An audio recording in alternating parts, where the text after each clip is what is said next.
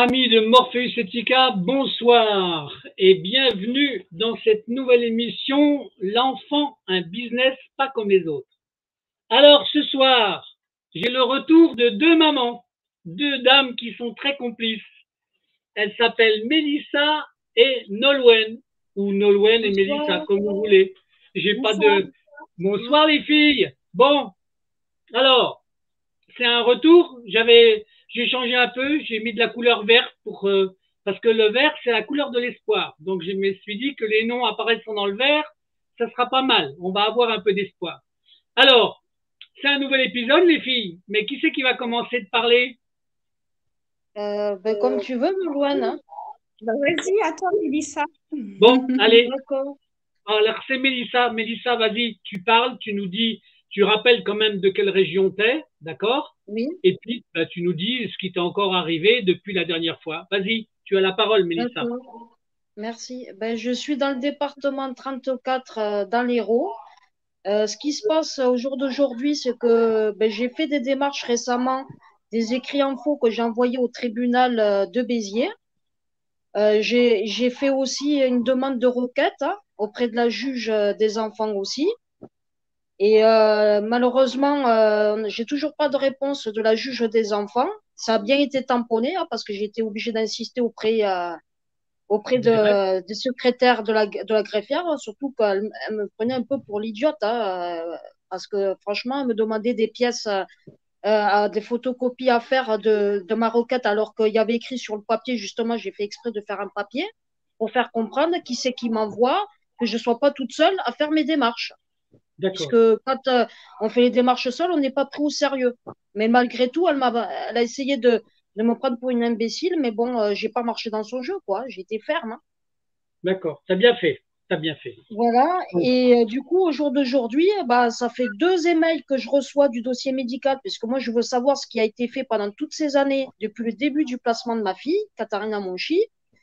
Il s'avérerait que, soi-disant, le livret de famille, c'est pas suffisant pour la filiation d'une demande auprès de l'hôpital du CHU de Béziers, pas de Béziers, de Montpellier, pardon, de la Péronie.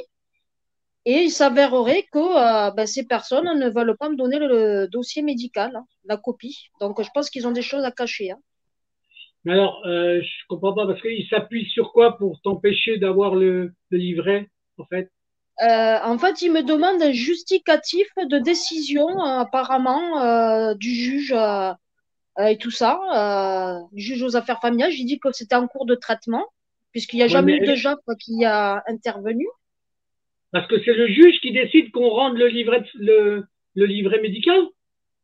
Apparemment, oui, dans cet hôpital, c'est la première fois qu'on me dit ça. C'est la première fois que j'entends ça. C'est ahurissant. À l'hôpital, du CHU, hein, Est-ce que t'as contacté un juge ou un jury pour savoir la légalité de ça ou pas du tout? pas du tout, là. J'étais en train de, justement, avec le contact avec qui tu m'as mis, on a fait une requête, là, récemment, D'accord? auprès D'accord? de la juge des enfants pour faire savoir que on va saisir le juge aux affaires familiales. D'accord, d'accord. Non, parce que là, moi, ça m'étonne en fait qu'il y ait une rétention comme ça. Il y a autre chose. Il y a sûrement un autre motif en fait. Moi, je pense que c'est la ZEU qui est derrière tout ça parce qu'il y a eu un classé sans suite en 2011. Je rappelle que le père de mes enfants avait été accusé de pédophilie par Madame Margaret Sasso, donc l'assistante familiale, hein, qui a raconté des bêtises, avec l'ancienne éducatrice, Madame Esther Bout Widor-Kowalski. Et le dossier a été classé sans suite. Et malgré le classé sans suite, la situation est restée toujours bloquée. D'accord, d'accord, d'accord, d'accord. Donc, Donc, je suis un petit peu agacée du comportement de cet hôpital, là, le CHU de Montpellier, là, puisque à un moment donné, j'ai été obligée de raccrocher, hein. Je l'ai appelé aujourd'hui, j'ai raccroché au nez à la fin, parce qu'elle était agressive au téléphone. ah bon? Ah oui, oui, elle me parlait comme si je dérangeais. En fait, je dérange parce que je suis en train de refouiller dans le passé pour voir ce qui se passe avec ma fille. D'accord, d'accord. Bon, quand on dérange, ça fait souvent ça en fait, hein. D'accord? Donc Je là, dérange constamment. Constamment, je dérange puisque je veux savoir ce qui se passe avec ma fille. Et je soupçonne même qu'elle ait eu des attouchements. C'est des soupçons. D'accord, d'accord. Et tant que tu n'as pas le carnet de santé, tu ne peux pas le savoir, parce que normalement, tout est marqué dedans, en fait. Il y a Ben, tous j'ai les pas le actes carnet de... médicaux, il y a tous les actes médicaux de marqués dans le carnet de santé? Oui, dans le carnet de santé, c'est la ZEU qui l'a pris. Moi, j'ai que le livret de famille de ma fille qui prouve comme quoi c'est bien ma fille.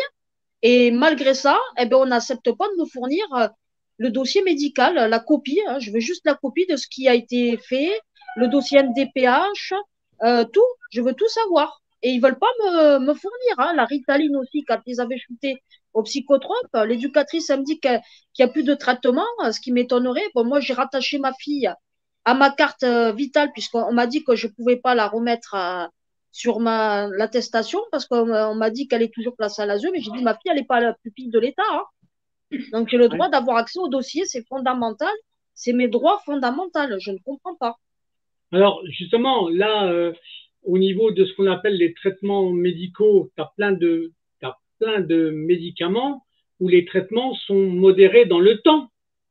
C'est-à-dire que c'est limité dans l'usage et dans le temps. Est-ce que c'est parce qu'ils ont dépassé les limites légales qu'ils veulent pas te le donner? Ben, je pense, alors comme ils veulent pas me donner, eh ben, je me suis adressé au service concerné avec ton contact, hein, je me suis adressé directement à la CADA. Dès aujourd'hui, j'ai envoyé un accusé de réception. D'accord? D'accord. C'est lui qui t'a fait tes courriers, il t'a préparé les lettres à envoyer, c'est ça? Non? Ben, il m'a préparé juste le formulaire à remplir. Moi, j'ai envoyé tous les documents joints et en recommandé dès aujourd'hui. Je peux pas attendre puisqu'ils veulent pas me donner. Donc, je pense, je soupçonne hein, qu'il y a de la fraude et des abus. Hein. Ben oui, non mais je n'en doute pas un instant. Ce qui m'agace, c'est que il y a toujours une complicité médicale autour du monde de l'enlèvement des enfants. Et ça m'agace en fait. Tu vois, quand tu as affaire à ton propre médecin ou ton propre environnement médical, ça se passe Oui, toujours bien parce qu'ils connaissent ta famille, parce que vous êtes en lien avec eux. Mais dès que tu as accès à un autre service qui est distant de ta propre famille, d'accord, ça se passe pas toujours bien. C'est même loin de se passer bien. Et là, tu découvres qu'il y a des complicités de travail, d'accord, avec les services sociaux, avec les budgets de la mairie, l'argent du public, parce que c'est des impôts publics hein, quand même qui financent tout oui, ça. oui. Hein. Et ben derrière, à chaque fois, tu as le même scénario. Et c'est pas la première fois que j'entends ce genre de choses dans les témoignages que les gens m'exposent. Hein. Donc c'est récurrent même. Voilà. Donc il y a en effet, tu as le droit d'avoir de la suspicion et d'avoir des Oui. doutes sur ce qui se passe vraiment en fait. Voilà. Hein. Mais je sais pas comment tu vas faire pour obtenir réellement le carnet de santé, parce que s'ils refusent de te le donner, il faudra regarder le côté légal de pourquoi ils font la rétention de ce document-là. En fait. Bah, parce qu'ils ont des choses à cacher. Hein. Moi, je pense que c'est ça. Les médicaments, ils n'ont pas respecté sûrement les délais. Ils l'ont fait derrière mon dos. En plus, j'étais pas au courant. Ils ont fait le dossier NDPH derrière mon dos. Donc, j'ai le su qu'en 2018, tout ça. Et du coup, ils font tout derrière mon dos. Je suis écartée de la vie de ma fille depuis le début. Et est-ce que dans ton entourage, est-ce que tu as un médecin que tu vas voir régulièrement qui pourrait te Oui, confirmer? oui, oui, j'ai un médecin de famille. Je l'ai stipulé dans le formulaire que j'ai rempli, Et comme quoi je lui, voudrais qu'il soit médecin.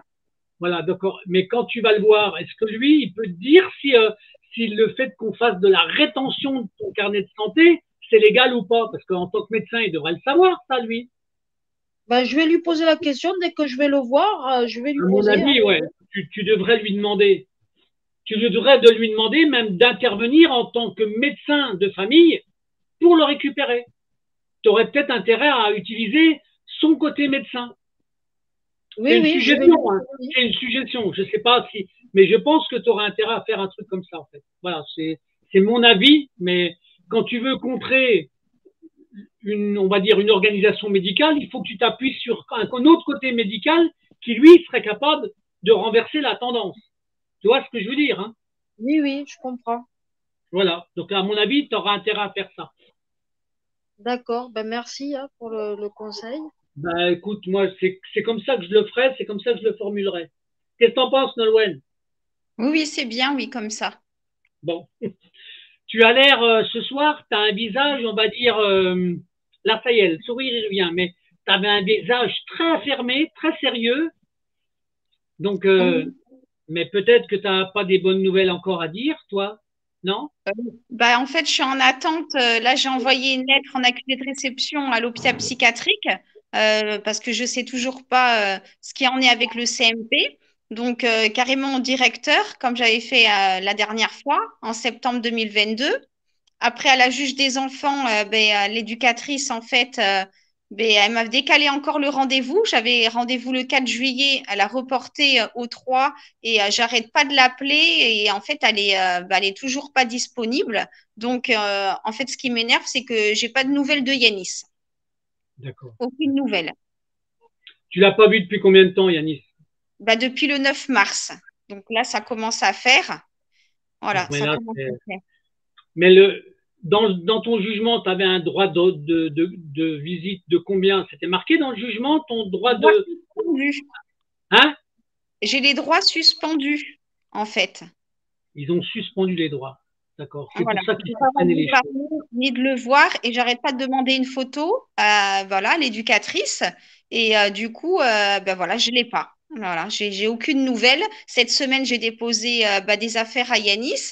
Voilà, c'est tout en fait. Voilà, je sais même pas réellement Et s'il tu, lui donne, je sais et pas. tu peux nous rappeler pourquoi ils t'ont suspendu le droit de visite? Bah, pour son état psychique. L'état psychique de ton enfant? Oui, voilà, c'est ce qui a été marqué, psychique. Mais je sais que voilà, les mois y passent. Donc, j'espère vraiment que l'éducatrice a dû faire une note à la juge des enfants. Et j'espère vraiment que mes droits ils vont être remis. Voilà, pour que je revoie Yanis. Parce que là, c'est eux qui font du mal à l'enfant, c'est eux qui le rendent malade, et c'est toi qui es victime de ne pas pouvoir le voir. Voilà, c'est ça.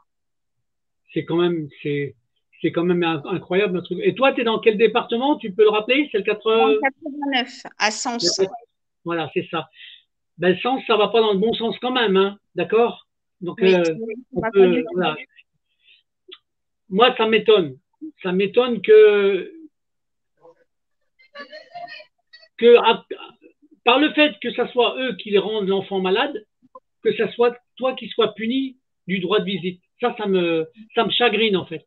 Et demain, je vais consulter le dossier d'assistance éducative à Yanis à 14 heures au tribunal d'Auxerre.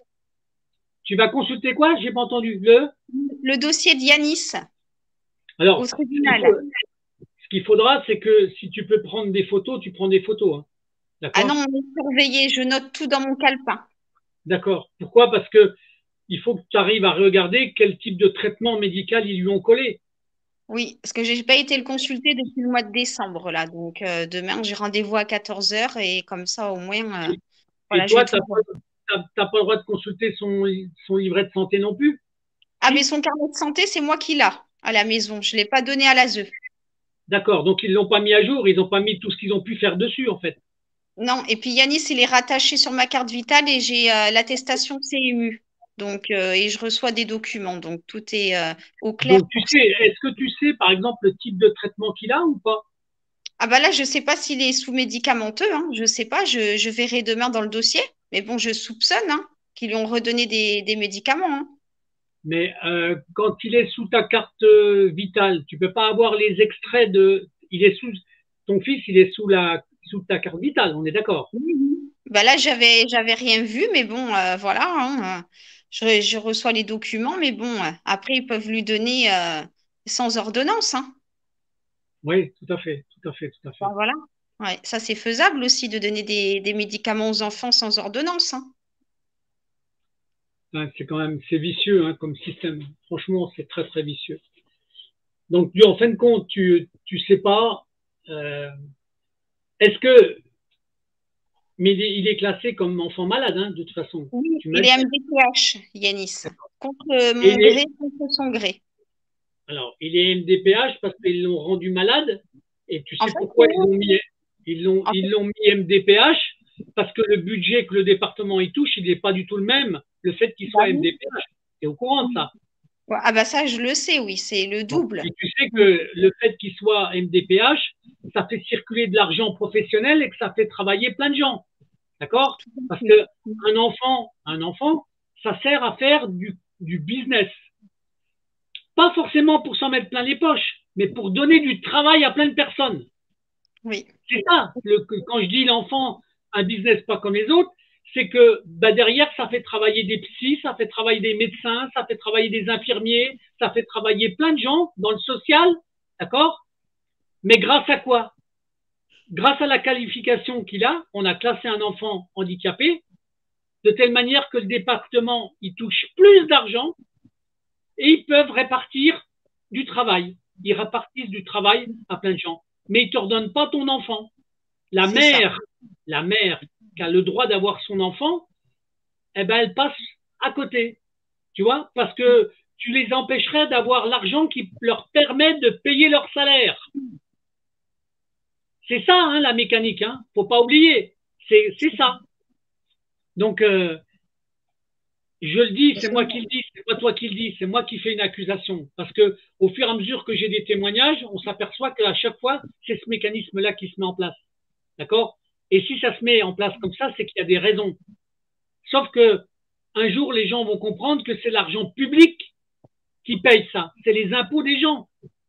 Et ça, il faut qu'ils arrêtent. Il faut qu'ils arrêtent de détruire la vie familiale. Il faut qu'ils arrêtent d'enlever abusivement les enfants. Et il faut qu'ils arrêtent de faire payer des impôts abusifs aux gens pour faire ce genre de choses. C'est moi qui le dis, Nolwenn. C'est moi qui le dis, Mélissa. D'accord? Hein? Il s'enrichit sur le malheur des autres, hein. C'est pas honnête, hein.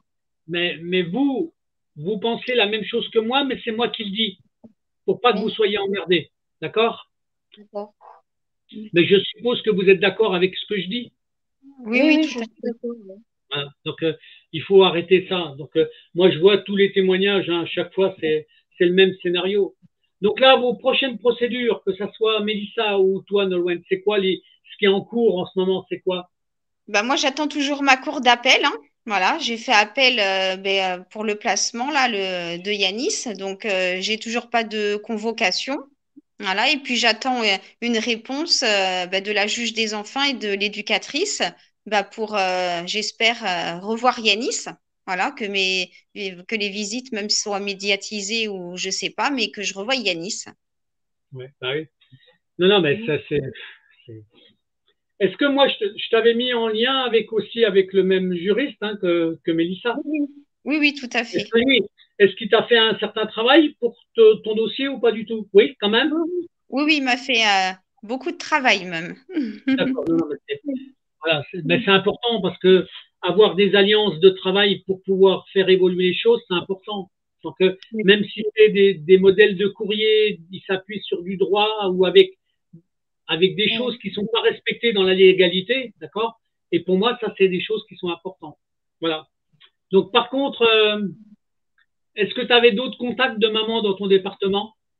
Oui, oui, j'en ai des. Mais tu m'avais pas donné la dernière fois la dame là que tu m'avais parlé qui habite à côté de chez moi. J'ai oublié de te donner son contact? Oui. Non, c'est pas bien ça. C'est pas bien ce que j'ai fait si j'ai oublié de te donner son contact. Bon, faut que je vais réfléchir. Faut que je me trompe pas de nom, d'accord? Parce que j'ai tellement de contacts de maman. Donc, je t'avais donné un prénom ou pas? Je me souviens plus de son prénom, mais elle est dans le 89. Oui, oui. Alors attends, est-ce que j'ai ça sous les yeux? Que je regarde, hein, parce que j'essaie de pas. J'ai eu tellement de contacts qu'il y a des fois, je fais attention de ne pas me tromper de département. Et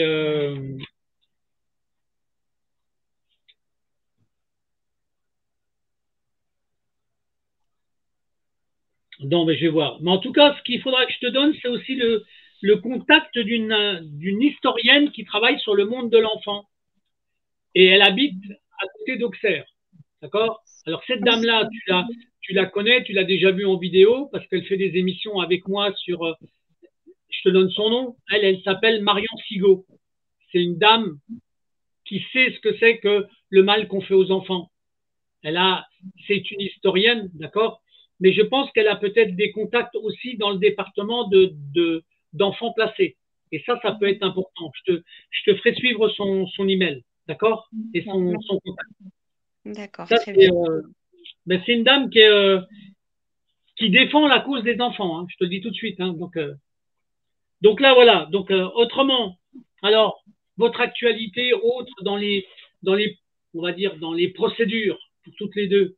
Donc, toi, tu attends le jugement de la cour d'appel, c'est ça, Nolwenn? Oui, oui, puis ma réponse pour revoir Yanis. D'accord.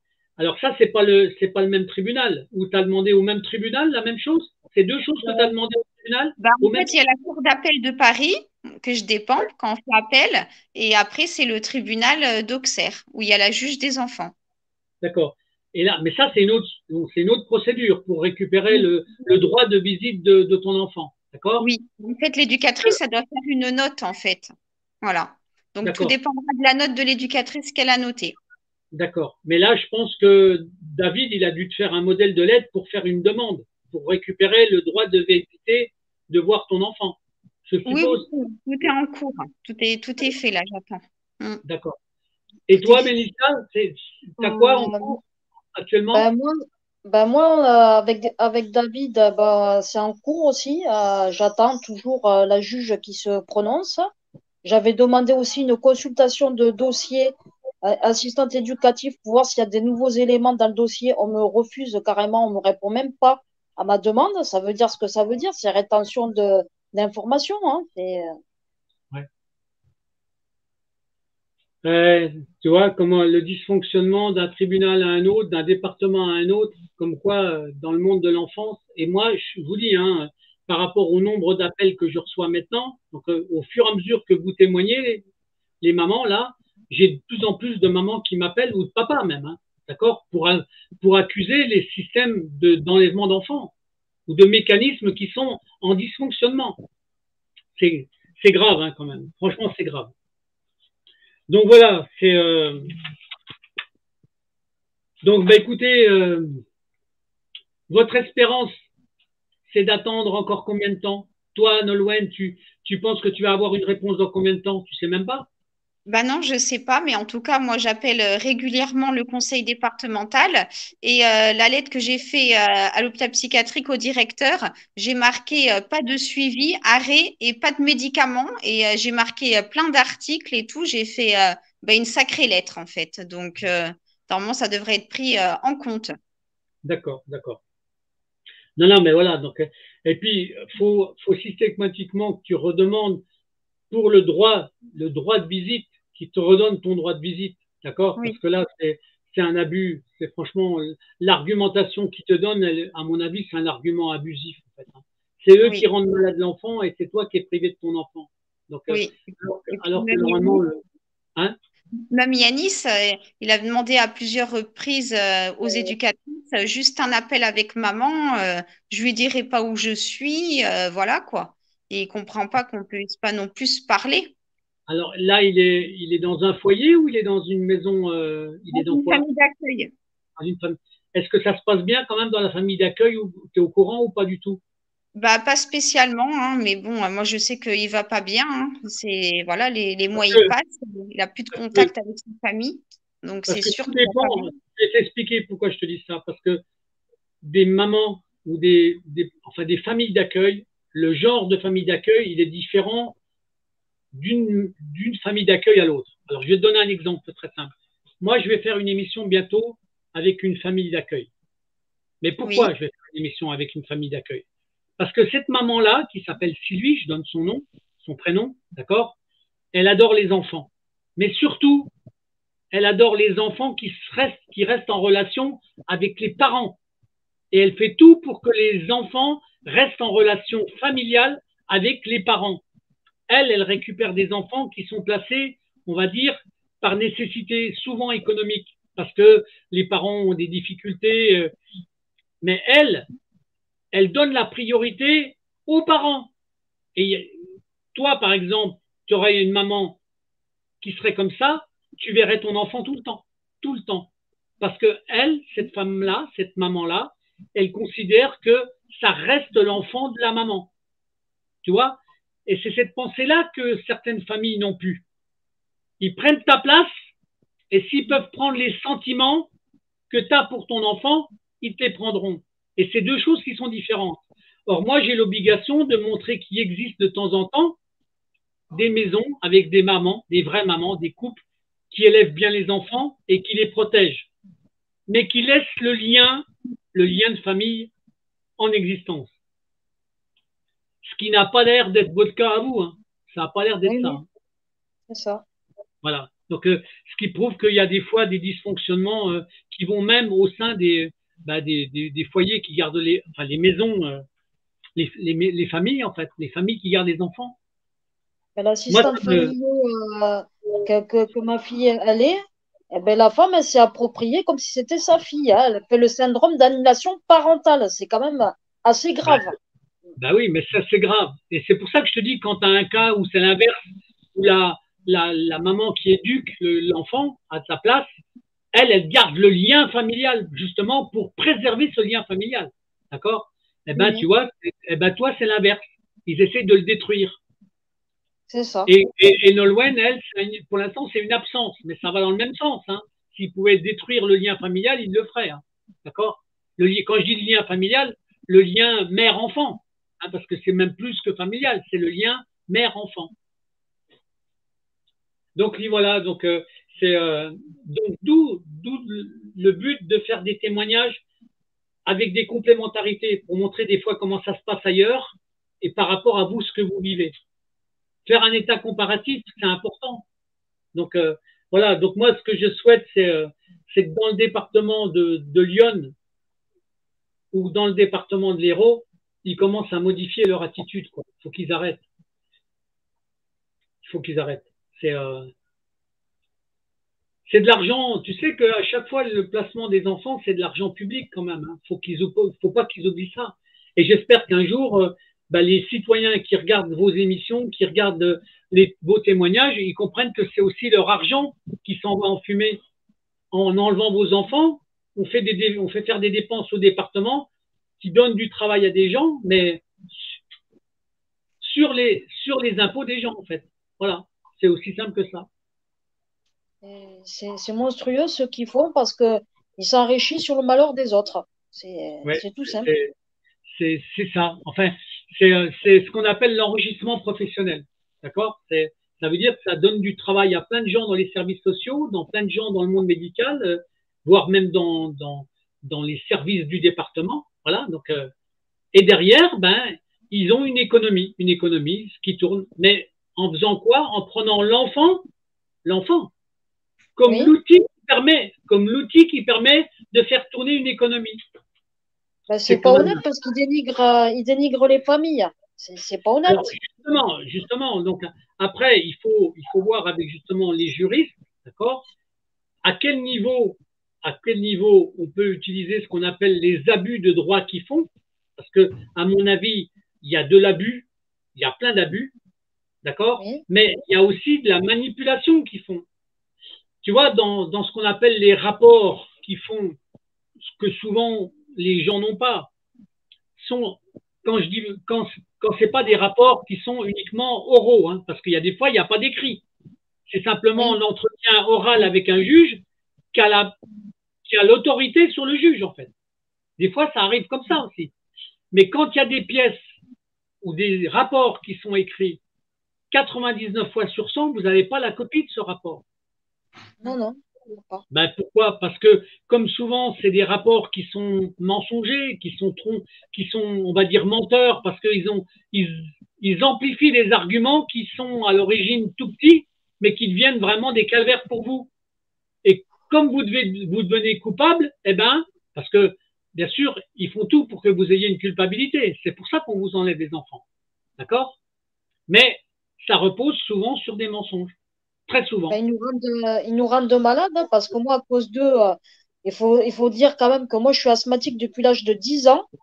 Hein, ils m'ont rendu malade par rapport à mon propre placement.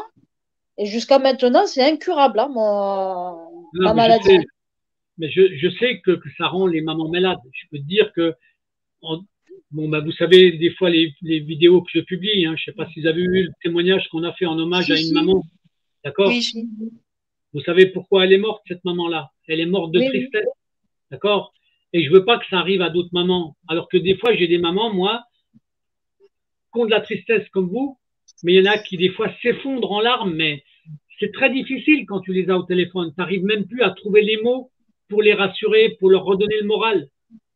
J'en ai une, moi, hier, qui m'a appelé. Franchement, je vous jure. Tu sais ce qu'elle a décidé? Elle a décidé de se laisser mourir, en fait.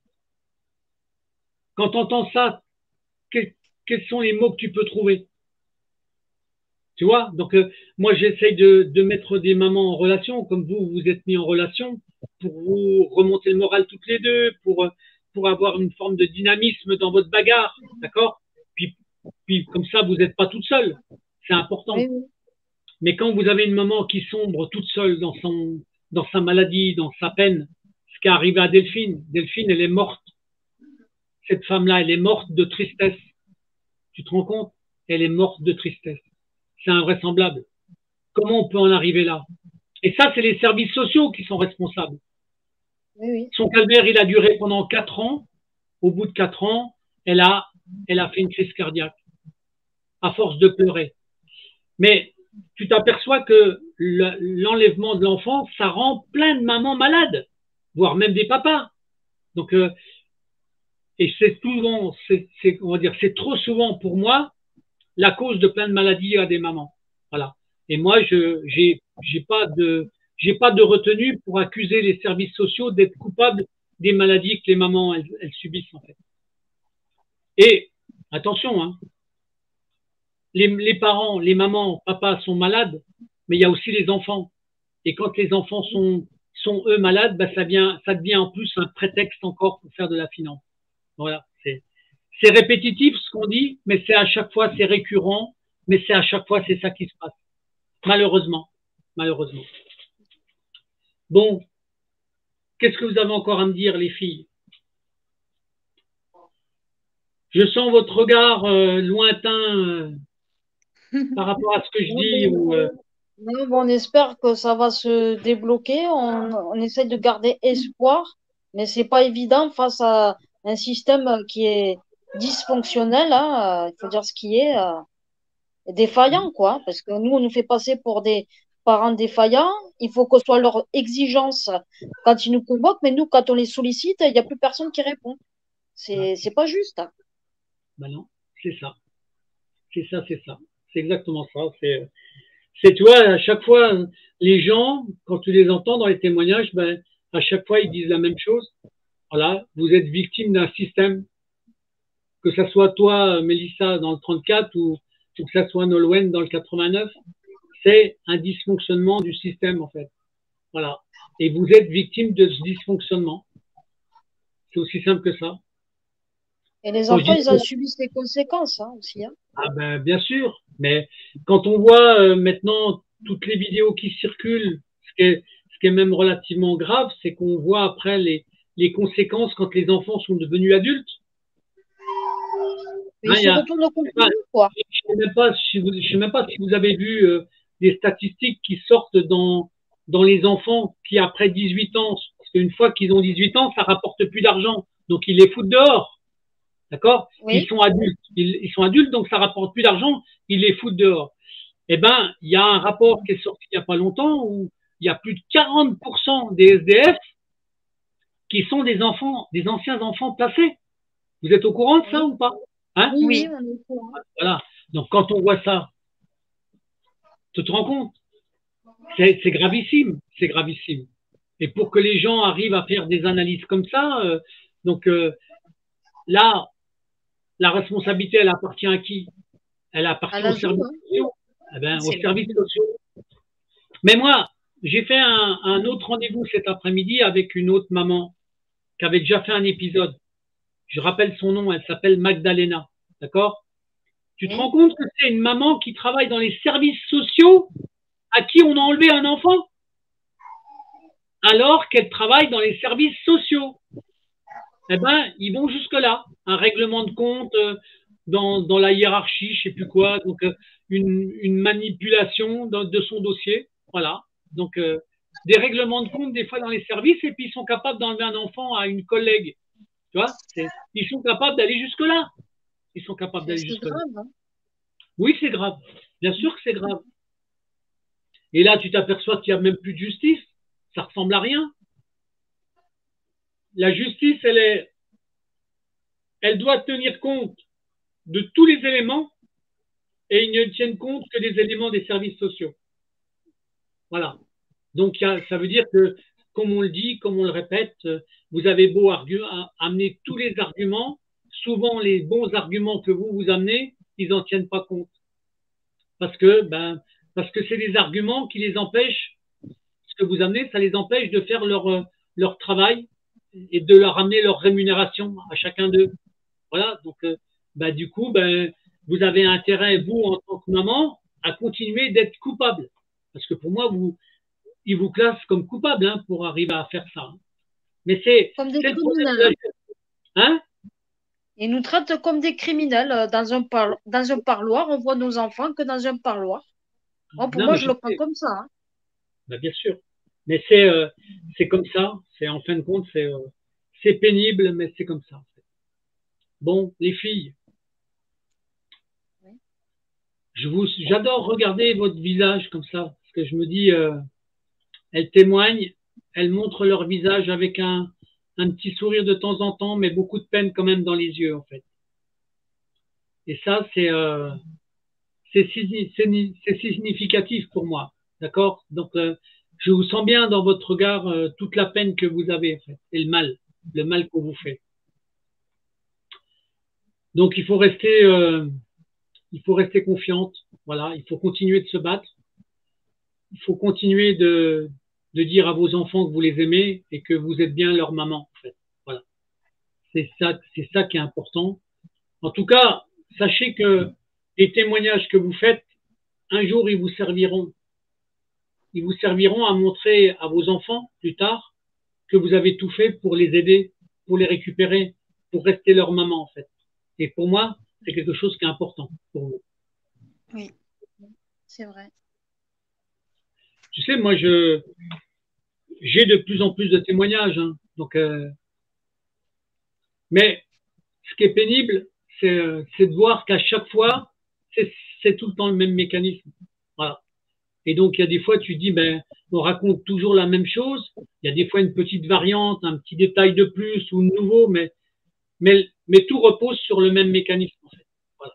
C'est malheureusement les filles. Mais moi, ça me fait plaisir de discuter avec vous, de montrer que on essaye d'être complice pour dénoncer ces choses-là. Voilà.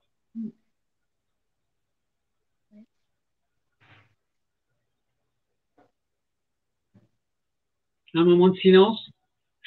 C'est parce que là, il y a des fois, c'est nécessaire le silence, d'accord? Surtout quand on vient de passer un dimanche comme ce dimanche-là, qui était sûrement un dimanche douloureux, hein, parce que c'était un jour particulier quand même dimanche. Vous vous souvenez quand même, hein? Oui, Hein? la fête de mère, sans nos enfants, oui, ça n'a pas été facile. Voilà. Donc, On y ça pense c'est, tout le temps, quoi. hein? On y pense tout le temps.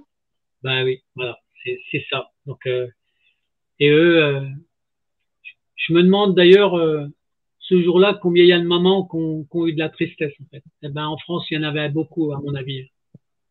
Il y en avait beaucoup. Bon, qu'est-ce qu'on a encore à dire les filles? Qu'est-ce que vous avez envie de me dire? Qu'est-ce que vous avez envie de me dire en fait?